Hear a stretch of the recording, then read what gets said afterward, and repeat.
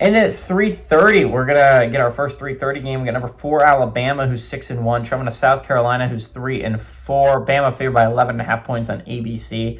Ty Simpson's gone 153 of 218, thrown for 1,931 yards, 18 touchdowns, 1 interception, and has emerged as a Heisman frontrunner.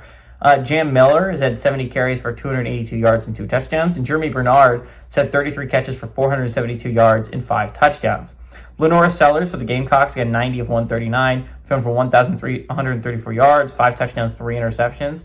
Rasul Faison has had 64 carries for 281 yards and 3 touchdowns, and Vendravius Jacobs had 21 catches for 343 yards and 2 touchdowns. Alabama's 12-4 against the Gamecocks all time. The last 2 games have gone to Bama from 2019 to 2024, and they have not won a game at home, for the Gamecocks that is, against Bama since 2010. Bama is 2-1 in one-possession football games against the Gamecocks. DeBoer is 1-0 against the Gamecocks, and Beamer is 0-1 against the Tide.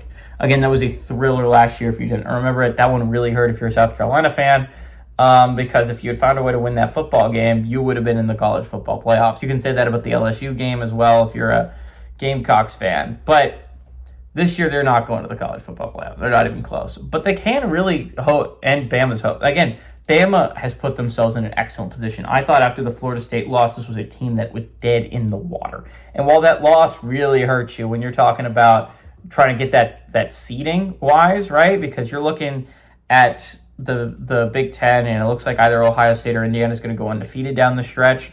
They're going to get a high seed, 1 or 2, whoever wins that game. I think what's really going to be interesting is you could argue that whoever loses that game should still be a top 2 seed. Like, their only loss would be to a completely undefeated squad at a neutral site. I think there's a legit argument for that. I think we'll have to see how the numbers work out. I'll have to do my formula at the end of the year, but I think that is possible.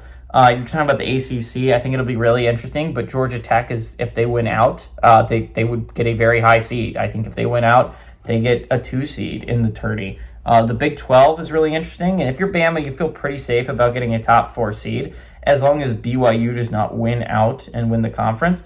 But the thing that's dragging you down is that loss, right? That the loss to Florida State is going to be really hard. But Bama's put themselves in an excellent position since then. You're talking about you played 4 ranked opponents in a row. They played Georgia, they played Vandy, they played Missouri on the road, I'd like to mind, in the Georgia and Missouri games, and they played Tennessee last week at home. Those are 4 very, very solid football teams, but all football teams that are hoping to make a college football playoff berth, and it is pretty reasonable for most of them.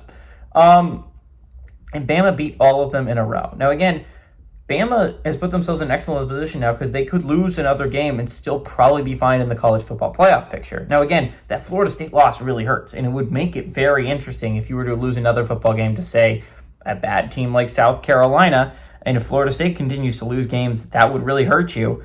If you're Bama, you would like to save that loss that you could still probably take against a team like Oklahoma, which they got coming to town eventually, against a team like, I believe, LSU, which they're coming to town eventually.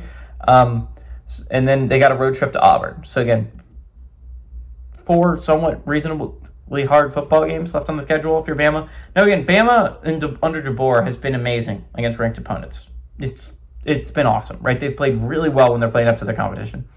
But when they're playing unranked opponents, they've played down. You can look back to last year when they lost to 6-6 Vandy and 6-6 Oklahoma.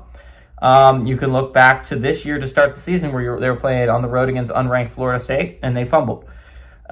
They've played great against ranked opponents. But I think what's really scary if I'm a Bama fan is you're going on the road against an unranked opponent. I think Bama's going to stall asleep. I think this is one of the bigger upsets of the day. I think Gamecocks do it. I think the Gamecocks defend home field. I think they beat Bama and pull off an absolute stunner.